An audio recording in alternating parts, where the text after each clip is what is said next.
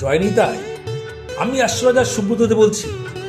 June মাসের 12টা রাশির মধ্যে শেষ 3টে রাশি মকর, কুম্ভ, মীন, এই 3টে রাশির ফলাফল নিয়ে আজকে আমি আলোচনা শেষ করব। মকর, কুম্ভ, মীন এই 3 রাশির ফাইনাল পার্ট মিস করবেন না, কিন্তু মিস করলে কিন্তু কপাল মিস হয়ে যাবে। কারণ এই জুন মাসে শনি মহারাজ, রাহু এবং বৃহস্পতি কি করতে পারে শুনে নিন তাহলে। মকর রাশির জাতক জাতিকারা খুব কাজকর্মের দিক থেকে বিভিন্নভাবে প্রেসারে থাকবে, ঝুট ঝামেলা অশান্তির মধ্যে থাকতে হবে, প্রমোশন আটকে যেতে পারে, বিভিন্ন সমস্যার মধ্যে দিয়ে আপনাদের জীবনযাপন চলবে।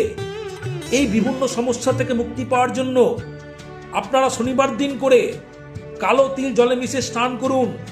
কারণ শনি মহারাজ আপনাদেরকে মেরে ফেলবে না, আপনাদেরকে ধীরে ধীরে দেবে। আপনাদের সমস্ত কাজে সাফল্য শনি মহারাজ দেবে। কুম্ভ রাশি জাতক জাতিকারা ক্রিয়েটিভিটি, রিল, সোশ্যাল মিডিয়া, ফেসবুকের বিভিন্ন জায়গায় আপনারা কিন্তু মিডিয়ার জগতে আপনাদের বুস্ট বেড়ে যাবে।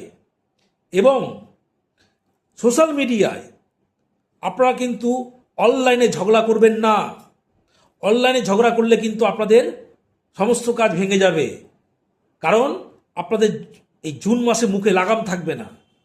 আপনারা শনিবার দিন করে নীল বস্ত্র দান করুন, তাহলে রাহু সন্তুষ্ট হবে এবং আপনাদের মুখে লাগাম দেখবে এবং সমস্ত কাজে সাফল্য এনে দেবে।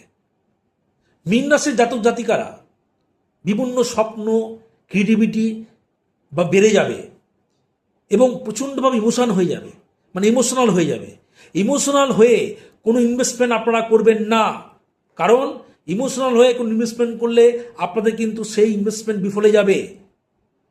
প্রতি বৃহস্পতিবার করে আপনারা কলা গাছে জল দিন, তাহলে আপনাদের যেখানে ইনভেস্টমেন্ট করবেন সেই জায়গায় টাকাটা ঠিক জায়গায় ইনভেস্টমেন্ট হবে, বিফলে যাবে না। তো বন্ধু, আমি 12টি রাশি আলোচনা শেষ করলাম। শেষ করার আগে আরেকটা কথা বলবো আপনাদেরকে, আপনারা মনের দিক থেকে, কর্মের দিক থেকে মানসিকভাবে শান্ত থাকুন। দেখবেন গ্রহরা যাই করুক না কেন আপনারা কিন্তু ঠিক জিতে যাবেন। ভালো থাকুন, সুস্থ থাকুন। ভিডিওটি ভালো লাগলে লাইক এবং কমেন্ট করে দেবেন। রাধে রাধে।